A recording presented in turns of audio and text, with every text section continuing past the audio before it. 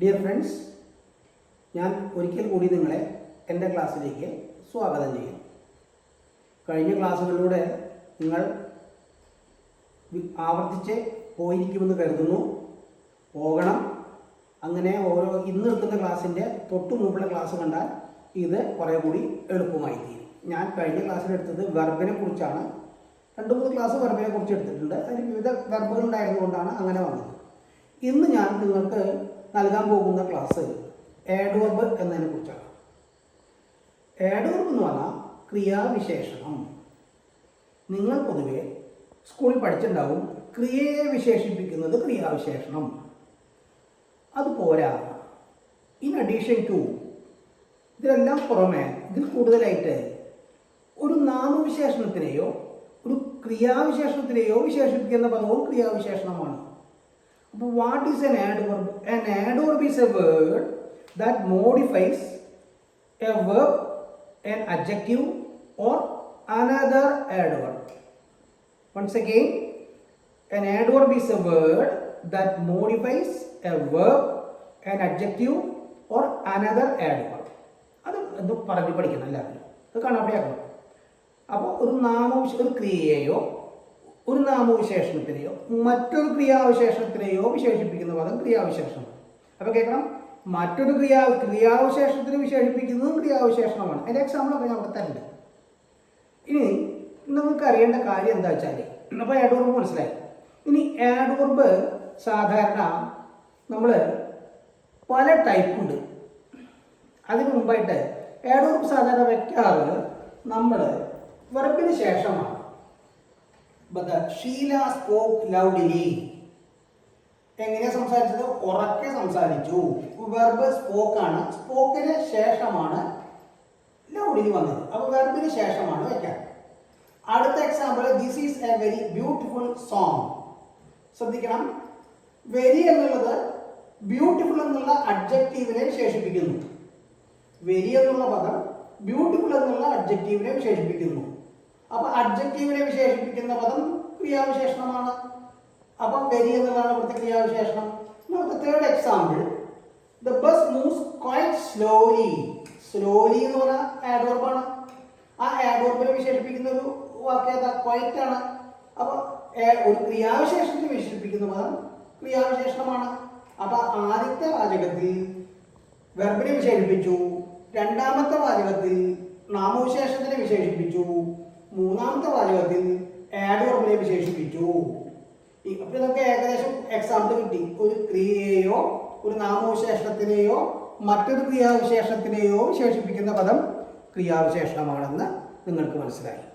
ആദ്യത്തെ 3 എക്സാമ്പിളിൽ നിന്ന് നിങ്ങൾക്കത് മനഃപ്പാഠമാക്കാം. വീണ്ടും ആവർത്തിച്ച് ഒന്ന് നോക്കണം. ഇനി ഞാൻ പറയാൻ പോകുന്നത് ടൈപ്സ് ഓഫ് ആഡ്വർബാണ്. ആഡ്വർബുകൾ നമ്മൾ അഡ്ജക്റ്റീവ് പഠിച്ച പോലെ adjectives of number, quantity, quality, size, color, where is it made of, what is it made of, noun, adjective, ing, adjectives, noun എന്നൊക്കെ നമ്മൾ പഠിച്ചു. അതേപോലെ തന്നെ ടൈപ്സ് ഓഫ് ആഡ്വർബ് നോക്കുകയാണെങ്കിൽ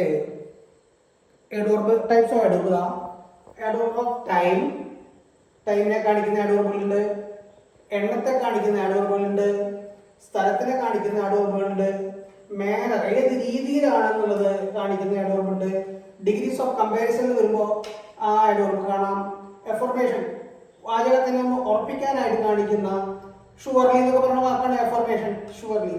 പിന്നെ റീസണെ കാണിക്കുന്ന കാരണത്തെ കാണിക്കുന്ന ആഡ്വർബുകളുണ്ട്. അങ്ങനെ ആഡ്വർബുകൾ there are different types of adverbs. അത് നമുക്ക് വാചകങ്ങളിലേക്ക് കുറെ കൂടി പോകുമ്പോൾ ഓരോ എക്സാമ്പിളും പറഞ്ഞു പഠിക്കാം. ഇനി ഈ ആഡ്വർബുകളുടെ പൊസിഷനെ കുറിച്ചാണ് ഞാൻ പറയാൻ പോകുന്നത്. ആഡ്വർബുകളുടെ പൊസിഷനെ കുറിച്ചാണ് ഞാൻ പറയാൻ പോകുന്നത്. സാധാരണ ആഡ്വർബ് വെർബിന് ശേഷമാണ് വെക്കാറ് എന്നുണ്ടെങ്കിലും ചില അവസരങ്ങളിൽ ആഡ്വർബ് വെർബിന് മുമ്പും വെക്കാറുണ്ട്. ചില അവസരങ്ങളിൽ വെർബിന് മുമ്പ് വെക്കാറുണ്ട്. അത് ടൈം വരുമ്പോഴാണ്. ആഡ്വർബ് ഓഫ് ടൈം വെർബിന് മുമ്പ് വെക്കാറുണ്ട്. അതേസമയം വെർബിന് ശേഷമാണ് സാധാരണ വെർബിന് ശേഷമാണ് ആഡ്വർബ് വെക്കാറുണ്ടെങ്കിലും ആഡ്വർബ് ഓഫ് ടൈം വരുമ്പോൾ ആ ആഡ്വർബ് വെർബിന് മുമ്പാണ് വെക്കാറ്.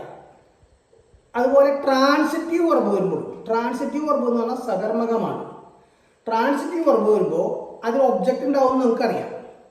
ട്രാൻസിറ്റീവ് വെർബ് ഉണ്ടാവുമ്പോൾ ഒബ്ജക്റ്റ് ഉണ്ടാവും. അപ്പോൾ ഒബ്ജക്റ്റിന് ശേഷമേ വെക്കാൻ പാടുള്ളൂ.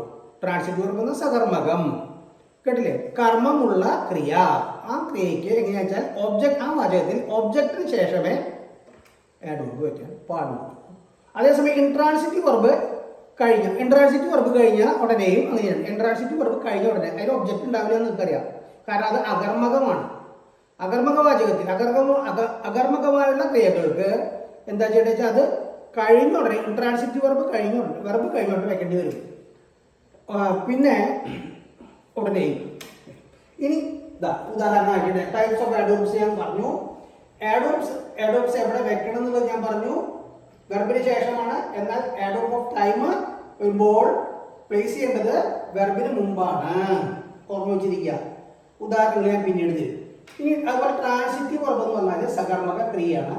സകർമ്മക ക്രിയയിൽ വെർബിന്റെ ഒബ്ജക്റ്റിന് ശേഷമാണ് എപ്പോഴും എന്ത് വെക്കേണ്ടത്? ആഡ്വർബ് വെക്കേണ്ടത്. ഇൻട്രാൻസിറ്റീവ് വെർബ് കഴിഞ്ഞ ഉടനെയും വെക്കേണ്ടി വരും. ഒരു ഉദാഹരണം ഞാൻ പറയാം. He writes a song carefully. He writes the song carefully. എന്താ എഴുതുന്നത്? സോങ്. അപ്പൊ ഒബ്ജക്റ്റ് ഉണ്ട്. അതുകൊണ്ട് ഈ റൈറ്റ്സ് ഉള്ളത് സകർമ്മകമാണ്. സകർമ്മക ക്രിയ എന്താ ചെയ്യേണ്ടത്? എന്താ ഒബ്ജക്റ്റ് കഴിഞ്ഞ ഉടനെ വേണം എന്ന് പറയുന്നത്. അപ്പൊ ഒബ്ജക്റ്റ് ഏതാ? സോങ് അല്ലേ? സോങ് കഴിഞ്ഞ ഉടനെ കെയർഫുള്ളി വെച്ചു. അത് ട്രാൻസിറ്റീവ് വെർബാണ്. ഈ ട്രാൻസിറ്റീവ് വെർബ് എങ്ങനെയാണ്? വെർബ് കഴിഞ്ഞ ഉടനെ വെക്കണമെന്നാ പറഞ്ഞത്. ഹിസ് ബ്രദർ വർക്ക്സിലാണ് വെർബ്. there എന്നുള്ളതാണ്. അത് ഇൻട്രാൻസിറ്റീവ് വെർബാണ്. കാരണം എന്താ? അതിൽ ഒബ്ജക്റ്റ് ഇല്ല. ഒബ്ജക്റ്റ് ഇല്ലാത്ത വെർബുകളെ ഇൻട്രാൻസിറ്റീവ് വെർബ് എന്നാണ് പറയാറ്. പിന്നെ ഓക്സിലറി വെർബും മെയിൻ വെർബും ആയിട്ടുള്ള ചില കാര്യങ്ങളുണ്ട്. ഓക്സിലറി വെർബും മെയിൻ വെർബും ആയിട്ടുള്ള ചില കാര്യങ്ങളുണ്ട്. അപ്പോൾ ഉദാഹരണം I have written A novel.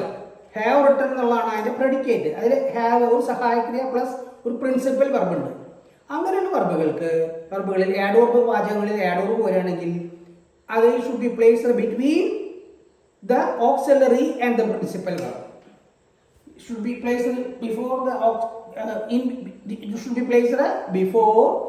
the auxiliary verb and the principal verb. പിന്നെ എങ്ങനെയാ വെച്ചാല് ഈ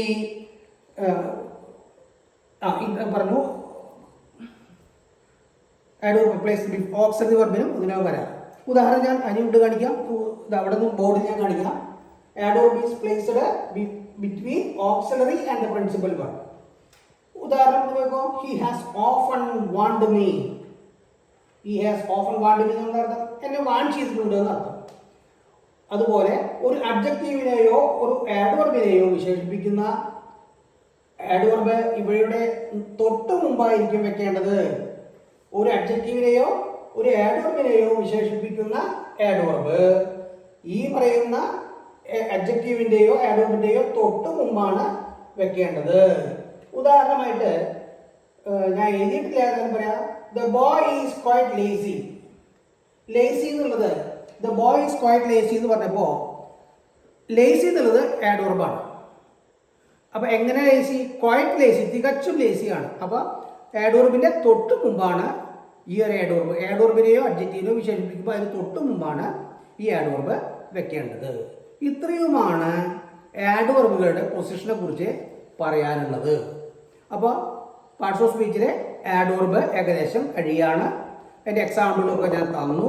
ഈ ബോർഡ് നല്ല പോലെ ഒന്ന് എഴുതി വയ്ക്കുക, നല്ല പോലെ പഠിക്കുക, എന്നിട്ട് എത്രത്തോളം ഗ്രഹിച്ചു എന്ന് മനസ്സിലാക്കുക.